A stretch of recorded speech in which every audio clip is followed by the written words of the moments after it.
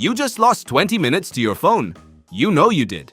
You can feel the shape of the missing time even if you can't say where it went. It happens every day. It feels small. But your brain's relationship with time is far stranger than a scrolling habit. Somewhere, in a chamber with no sunlight, a man once lost track of an entire month. Not because he was distracted, because his body stopped believing in the clock at all. His name was Michel Siffre. In 1962, he descended into a glacier cave in the French Alps, alone, with no watch, no calendar, no daylight, for 2 months. He wasn't hiding. He was testing something nobody had tested before. What happens to time itself once you take away the sun? At first, his days looked normal. Wake, eat, work, sleep. Roughly 24 hours, give or take. Then something shifted. His internal clock began to drift. Slowly, then dramatically. His day stretched to 26 hours. Then 28. His body kept its rhythm, but the rhythm no longer matched the world above him. When he finally called the surface team to report that it was September 20th, they told him it was already September 27th. He had lost an entire week and hadn't noticed a single missing day. Why does this happen?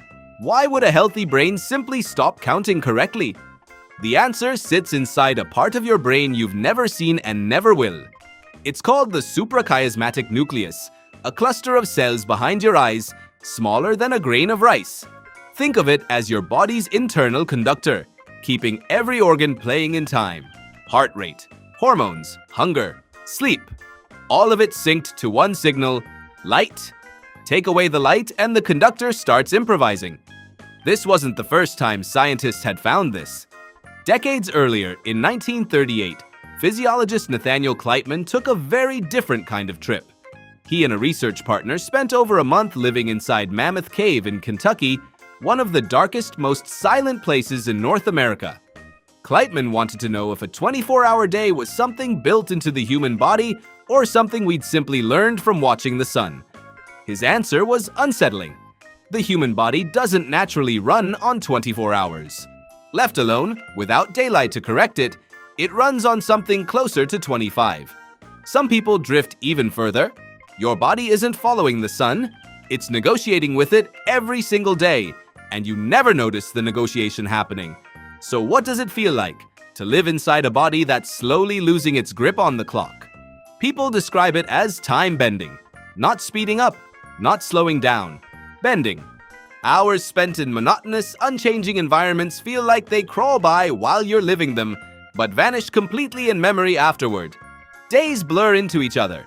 Some researchers who study isolated environments, like psychologist Peter Sudfeld, who spent decades studying human behavior in Antarctic research stations, found something almost identical happening to scientists stationed through the long polar winter.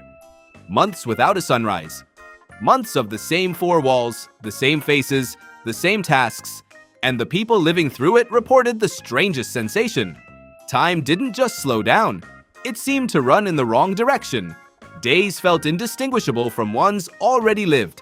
Some researchers couldn't say with any confidence whether a memory was from last week or 3 weeks ago. Their sense of forward motion, the feeling that time is a river carrying you somewhere new, simply stopped working. This is the island your title promised you. Not a tropical island. An island of isolation. A remote outpost cut off from the ordinary signals that keep your sense of time glued together.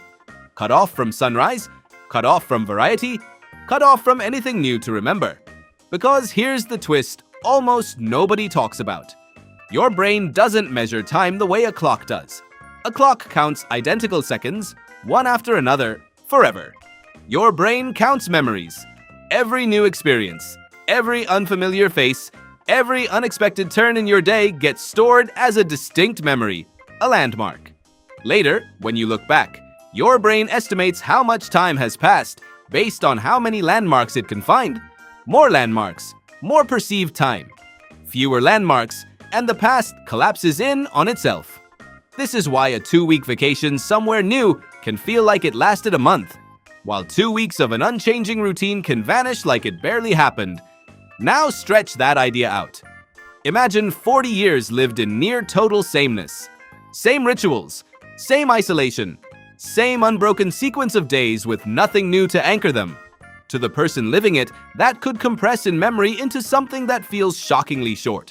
Not because time moved backward on any calendar, because the brain, denied new landmarks, simply refused to log most of it as time at all. This is the real cost of monotony that nobody warns you about. It's not boredom, it's erasure. Every day that looks exactly like the one before, it is a day your brain quietly declines to remember as its own event. You don't need a glacier cave or a polar station to feel this. You've already felt it. Think about the version of yourself from 5 years ago. Does it feel like 5 years? Or does it feel like far less? A handful of blurred routines stacked on top of each other, punctuated only by the handful of days that actually changed something? A move? A loss? A first? Those are the only entries your brain kept. Everything else, every unremarkable Tuesday, every scroll session, every identical commute, got quietly deleted from your internal record, even while your body kept living through it in real time. Which raises the uncomfortable question this video actually wants you to sit with. If your brain only counts time in landmarks, and most modern days are engineered to look and feel exactly like the one before them, how much of your life are you actually living, and how much of it is simply disappearing, unregistered, the moment it happens? Michel Seffre eventually surfaced from that glacier cave, blinking, aged by more than a physical 2 months.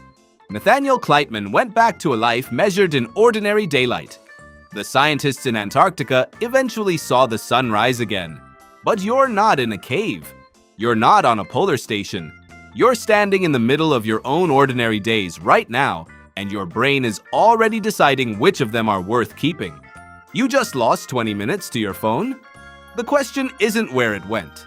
It's whether your brain even bothered to write it down.